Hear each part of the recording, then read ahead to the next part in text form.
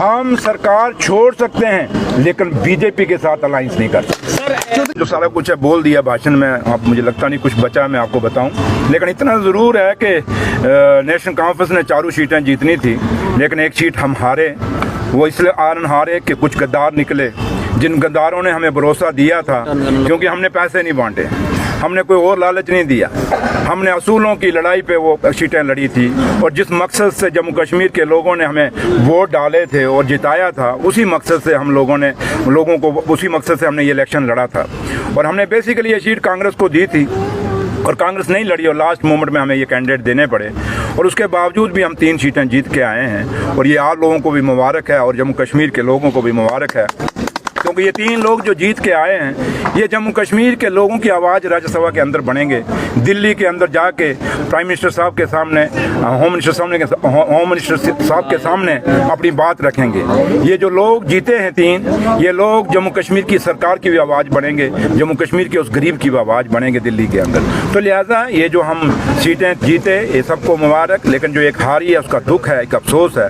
और हम सुनते थे लोगों से कि बीजेपी वोट खरीदती है, वोट चोरी करती है, लोग कहते थे तो जम्मू कश्मीर के लोग नहीं मानते थे, लेकिन इस बार साबित हुआ इस इलेक्शन में कि सचमुच बीजेपी वोट चोर का है और वोट चोरी करती है, चाहे वो किसी भी पैसे से दी, कैसे किया मैं नहीं कहूँगा, बट जैसे भी हुआ बट वोट तोड़े गए। अगर उनके पास 28 वोट थे, बाकी वोट कहाँ से आए, ये सवाल उनके अपने खड़ा किया हमने। और ये लॉलीपॉप पार्टी हमें सबक सिखाती है, हमें मर्यादा सिखाती है, हमें असूलों की बात सिखाती है। मेरे ख्याल ये मर्यादा, ये असूल का जो सबक है, ये जो मास्टरी करते हैं, इनको हमसे सीखनी चाहिए कि हमने पैसों की बार्गेनिंग नहीं की, हमने कोई दूसरा लालच नहीं दिया। अगर शायद लालच देते तो शायद हमारे, और उमर साहब ने फर्स्ट डे ही कह दिया था कि बीजेपी हॉर्स ट्रेडिंग कर रही है, और बीजेपी ने हॉर्स ट्रेडिंग की अपना नमूना भी दे दिया और साबित भी कर दिया। तो इसलिए ये आपके सामने खुली किताब तब होती है कि जब हमारी पार्टी के लोग वोट डालें।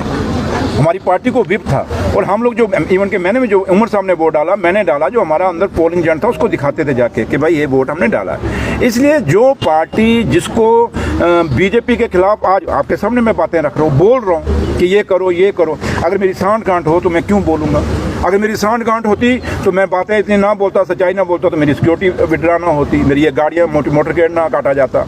इसलिए अगर हम कोई सांठ गांठ नहीं है, आप बेफिक्र रहें, आप लोगों की आवाज़ है हम। और आज मैं आपको भी मुबारकबाद दूंगा कि हमने शमी उबराय साहब, गुरविंदर सिंह उबराय हमने दिया है, क्योंकि बार बार जहाँ भी हम गुरुद्वारा साहब में जाते थे या गुरुद्वारा प्रबंधक कमेटियों के लोग मिलते थे, वो कहते थे सिख कौम को ना जुडिशरी में, ना PSC में या कहीं भी जो दायरे हैं, कहीं भी सिख कम्युनिटी को रिप्रेजेंटेशन नहीं है। लेकिन हम दावे से कहते हैं कि नेशनल कॉन्फ्रेंस ने हमेशा सिख कौम के साथ प्यार किया और सरदारों ने हमारे साथ प्यार किया। और आज शमी उबराय साहब को हमने जो मैंडेट दिया और जीत के राज्यसभा मेंबर भी बने हैं। इससे पहले सरदार हरबंस सिंह भी रहे हैं, दूसरे हमारे और भी 1-2-3 लीडर रहे हैं जिन्होंने, त्रिलोचन सिंह वजीर साहब भी रहे हैं, काफ़ी सारे सिख लीडरों को हमेशा रिप्रेजेंटेशन दी, PSC के अंदर भी दी।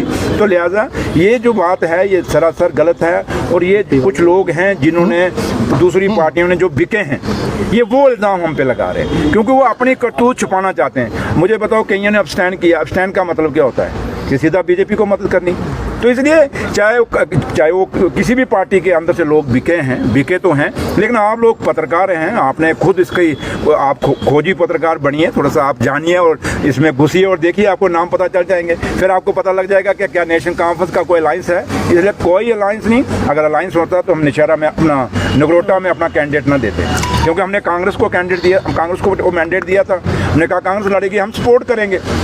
जब कांग्रेस नहीं लड़ी, फिर लास्ट मोमेंट में हमें शमीम अख्तर मैडम जो हमारी जो DDC मेंबर है वहाँ से, वो खड़ी करनी पड़ी और अच्छा उसकी असर रसूख है। और हमें उम्मीद है पूरा, जैसे पहले भी था और पूरा, क्योंकि मैं अभी आया हूँ तो मैं नगरोटे के लिए जा रहा हूँ, फिर मैंने यहाँ थोड़ा सा रुकना था डाकमल ने, तो कुदरती आप लोगों से मुलाकात हो गई और इन अपने वर्करों से भी। तो लिहाजा कोई अगर अलायंस होता तो हम वहाँ कैंडिडेट ना देते, हम उसको सीट को छोड़ देते। लेकिन हम बीजेपी को बिल्कुल आसान सा रास्ता नहीं देंगे, हम उसके लिए लड़ेंगे, झगड़ेंगे। और मुझे जो तिकोना मुकाबला बन रहा है, जब 4th कॉर्नर बन रहा है, हमें पूरी उम्मीद है हम मेहनत करेंगे और ये सीट हम जीतेंगे। और देखना अगर हमारी अंडरस्टैंडिंग हो तो मैं क्यों जाऊँ वहाँ जलसा करने। और सब कुछ ठीक रहा तो शायद उमर साहब या फारूक साहब भी वहाँ जलसा करने आएंगे। इसलिए बहुत जोर से वो इलेक्शन हम लड़ेंगे नगरोटे वाला। इसलिए आप ये कभी भी क्वेश्चन डजंट राइज, हम सरकार छोड़ सकते हैं लेकिन बीजेपी के साथ अलायंस नहीं कर सकते।